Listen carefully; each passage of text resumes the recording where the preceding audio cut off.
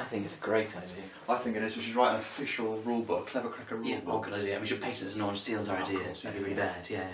I think it's going to sweep across all nations. Yes, it'll be in the Olympics before you know it. Yeah, the next time the Olympics. When it happens. Yeah, of course. Should we tell them? Let's tell them, yeah. Okay, right. So we've made a new sport. It's really exciting. Very exciting. So in the last video, Wayne had a bit of misfortune where his tennis racket shrank. But rather than crying over a small tennis racket, I shrunk mine as well. So we've made a new sport based on this. It's completely different to tennis. Oh, completely different. There's so different. There are many differences, isn't there? So many differences. For starters, it's called tennis. Very different already, and the rules are exactly the same. Yeah, pretty similar, aren't they? But everything's smaller. We strike the tennis racket, strike the ball. Yep, the court is even smaller. Yeah, you put it in your backpack and go on a train. Yeah, we have a very big washing machine, shrunk that as well. Yeah. So it's really accessible to everyone. Yeah, it's nice and easy to play, easy to pick up, and you don't need to pay loads for a stadium. Yeah, it's great. It's great. Play at the train. Yeah, good. So before we make our fortune, I'll just film a proton spectroscopy video and just, That sounds sensible, yeah. Alright. So, proton spectroscopy, like carbon-13 spectroscopy, they're about protons. Yes, so a proton, or a H1 isotope. Yeah. It's just a proton, odd number of neutrons, all good. It's also, there's loads of it, isn't there? This is the most common isotope of hydrogen by miles. Which is really handy, so you take a very small sample for your analysis, and it's all good. Yep.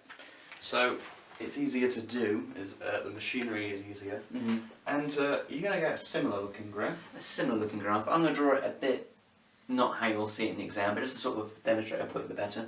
In the x-axis, it will be still chemical shift in parts per million, and a percentage absorption on the side. Yep. Then you're going to get your peaks, but it's not going to be quite a straight peak is the difference. Now, as Triff said, he's really pronounced this. Yeah. In your exam, this will be straight, and then at the bottom it will sort of curve out a little bit. But what we're showing here is that there is an area. Yeah, that's the important bit. So there's an area that you'd have to integrate, but you won't have to integrate. Yeah, so that'll do that bit for you. But it means that the questions are slightly different. It does. So I found a nice neat example here. Oh, I like that nice neat example. Yeah. They're good. They're good, aren't they? So what have we got then? Actually, it's pretty similar to what you've drawn. But I've got some values on so that they mean something. That's always a good idea. So here is 2. Yeah. Here is 3. Cool. And here is 4. So again, your chemical shift values will correspond to a table in your formula booklet. Yep, that's the table, but it's in your formula booklet. Yep. And each of these will be representing environments, again as before. And what this gives you above what the carbon-13 gives you is, firstly, it gives you the chemical shift as an accurate number. It actually tells you this, because otherwise you'd have to look in the middle of the area and then draw a line down. That would be quite difficult, and a small difference might be quite a big difference. It might do, yeah. So they actually give you they don't tell you which one's which. You have to look at the numbers, so I'm going to give Triff the challenge of that. Alright, first off, I think I'll do a bit of labelling. Yep. A, B, although they're good letters to choose. Yeah. So one of them has a chemical shift of 3.7. Alright. And one of them has a chemical shift of 2.2. Right. Which one's which is the hard question. That is the hard question. Right? I think this one is 2.2. It's between 2 and 3. Yep, that's a good shout. So that one's B and the other one must be A. Yeah. Just a process of elimination. You could check it, you could look at it, but I'm just gonna leave that. That's rebellious. Then it gives you the integration, but it doesn't give you like a value if you integrate it. It just gives you a ratio between them. And in this case it's 1 to 1. Well, that's handy. Now, that doesn't mean anything on its own. If you just had that information, you looked at this, you'd go, what? Yeah, so instead of just leaving you in the exam going, what? They give you a molecular formula or something similar. Or something similar. So what is that molecular formula mean? It's C3H6O2. Excellent. I would have panicked if you gave me an odd number of hydrogens. Yeah, I would also. Because what this 1-to-1 ratio tells you is that there's as many hydrogens in this functional group, well, environment, as there are in this one. That'll be clearer in just a second. We'll go through it all. So, next thing to do is look at your chemical shift and say what it could be in that particular environment. So, I'll write things up and you can sort of call to me. Okay, so 2.2, so I'll in between 2 and 3 on your proton table. Yep. Could be one of 3 things, there's a lot of overlap. It could be AR to CH. Alright. It could be O double bonded to C to CH. Oh. Yeah. Oh, sorry, C, CH. Oh no, you've drawn it right, sorry, I didn't say that C there. Sorry. That's fine, that's fine. And it could be N to CH. Alright. And the one in between 3 and 4, which we've labelled A, could also be one of 3 things. Okay. It could be O to CH. Right. I misread it slightly. It could be a halogen to CH. They're given the examples Cl to CH Okay. and Br to CH. So we can just sum it up with H to CH, where that's a halogen. Yeah. Little A there. So, Hello! don't So- draw in the colour. That went really, really bad. So what we should do now is draw out ones that it couldn't be, because you know what the formula could be. Because we've got the formula up here, we can see that there's no N's, so it's not going to be that one. Nope, and there's also no AR anywhere. So it's not going to be that one. We look at the down, we can see that there's no halogen, so it can't be that one either. And so the two things that these peaks are responding to is that one and that one. And that's very handy. So what it means is if there's You're I'm ahead of ahead of yourself. myself. There's 6 protons here. And a 1-to-1 ratio between these two things. It's talking about the hydrogens involved. It means there's an equal amount of the hydrogens in each environment. So that means there must be 3 hydrogens in this environment Yeah. and 3 hydrogens in this environment. It does sound a bit like Wayne stressing the hydrogen, so that is quite important because there isn't 3 lots of this environment. Yeah, because we don't even have 3 oxygens in the entire So thing. that can't happen. There's just in fact 3 hydrogens attached to that C. So if we draw that quickly, I think we can. we can draw perhaps B first. I think. Yeah, let's draw B first. So I'm going to draw it from this end. So we have the C and our 3 H's. Because there's 3 of them, that's what we've just established here. Mhm. And that's bonded to a C, which is double bonded to an Yeah, O. so I'll So put the O up here yeah, because we know it's mysteriously bonding to something else. yeah. And I'll bet you anything that something else is the rest of this molecule. I really hope so. It's not, something's gone wrong. Yeah. So it's O to CH is what it's bonding to. But you know, there's 3 of them. So this carbon is bonded to 3 hydrogens. So it can't bond to the carbon, so that must be the O bonding there. Yep, so there's an O, so the carbon 8 to 3, so there's 3 of them for this ratio. So Yeah. that is the chemical, and that is what it looks like. And that's a typical sort of question you can get asked. Yeah. But as that was relatively simple, sometimes take it a little bit further. So let's do that. So they often go on to talk about spin-spin coupling. Yeah. Now this is sort of makes you think back to what NMR actually is all about. So you don't have to know too much about what NMR is about, but it's useful to know it because then you can understand this a bit better. So it's all about magnetic spin and how things relate to one another. So you put something with an odd number of nucleons in a magnetic field and it will line up or oppose the magnetic field. Yeah, there's 2 possibilities. When it does, it will release different amounts of energy, but that bit's not too important. It's not. So let's think if we had just the one proton, because Alright. this is proton spectroscopy. Yeah, just proton chilling. So we put it in a magnetic field. It can either go against it, Yeah. So it could be going the opposite way to it. It could be a or rebel. or it'd be going with it. Yeah. So it could be going that way. Those are the 2 possibilities. And because there's only 2, it's 1 to 1. There's one of that. There's one of that. Yeah, and we call that doublet.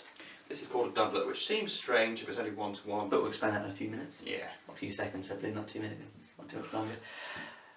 20-minute videos. And then if we have 2 protons, for example, it can go up to 3. Yeah. So 2, they can either both go up. Yeah. They can both be rebels together. Together, stronger, whatever. They could both go down. Best way to be. Just don't be rebels. Yeah, just stick with the system, guys.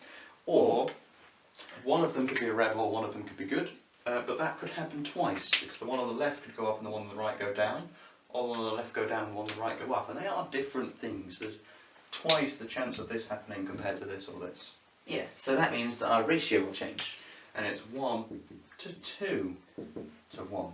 So For that's obvious reasons. That triplet. becomes a triplet. And then if we have 3 hydrogens, which we often do, and then there's more of them. Yeah, I'm not going to draw it all, but it becomes 1 to 3 to 3 to 1 and becomes a quartet. Yeah. I'm not going to actually draw it because Because there's lots of possibilities, but it makes sense. There's all of them up, all of them down, and all the possibilities of 1 up and 2 down. So it's all good and well. I was telling you that this is a doublet, a triplet, a quartet. But what does that mean? Yeah, well, it corresponds to what the graph could look like, and then therefore what would be inside it. So if we draw up the graph again, I still appear to have a black pen for some reason, but I'll draw it in blue, so it'll be fine. Now I've been hunting through the OCR book. Hunting. Yep, hunting in a nice way. No books were harmed during the making of this clever record. Excellent. But I found another nice word example. Alright. So this is what it looks like. Okay, I'll just draw that. Yep. Yep. So it's got.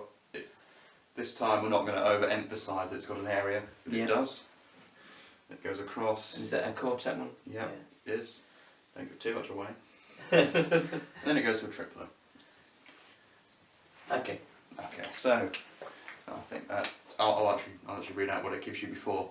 A proton NMR spectrum, which is what this is, of methyl propanoate is shown. So it gives you the molecular formula again.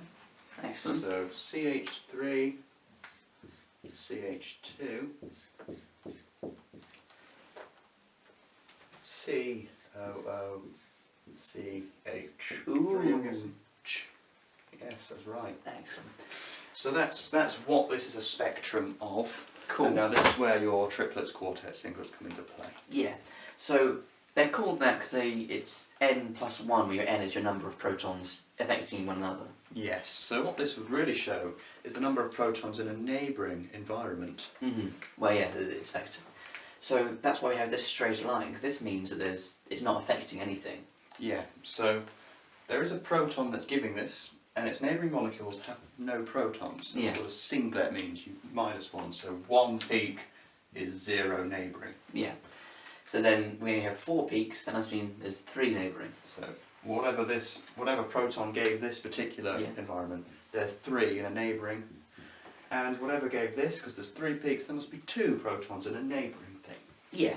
Now, we get to this CH3, CH4 is just methane, we don't often talk about that, so you'll never see a quintet, as it might be called. Yeah.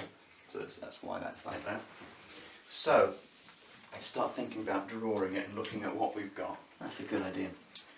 So, where in this molecule would we have something where there's a proton being detected, but a neighbouring carbon or a neighbouring environment wouldn't have a proton that would correspond to this peak?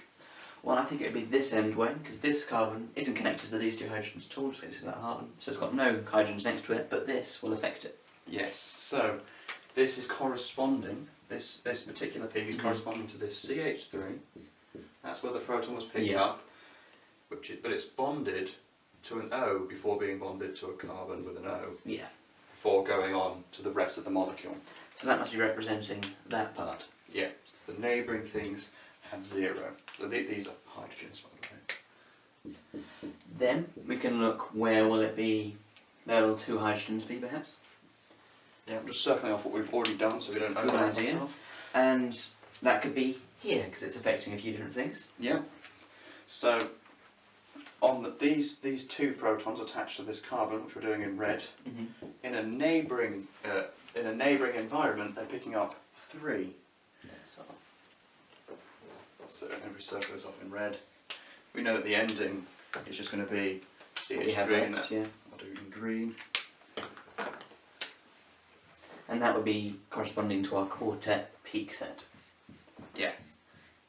And there you go, that's all of that. Yeah, let's talk about why the different peaks arise. Yeah. And what your multiplat series is, because that's what this is talking about. And it will also be, whatever that is, will also be the ratio between the protons, which is important to remember. Very quickly, if I gave you C to C, these had 3 hydrogens on each. They each have 3 hydrogens, they're each equal. What's going to happen there? Not very much, Wayne, because it only happens when there's 2 non-equivalent interference going on, really. If they're symmetrical, they're not fighting over something, it's going to balance out and it's not going to do crazy things like this. So you need differences, so it only happens between non-equivalent protons and, stuff like that, unbalanced charges and stuff. And that's proton spectroscopy in a nutshell. All very exciting, and then finally got one more type of spectroscopy, and then we're going to combine them in a magical mixture of working a bit betterness. Yes, we're really good at combining things to make better things, like that sport we made. Oh yeah, tennis.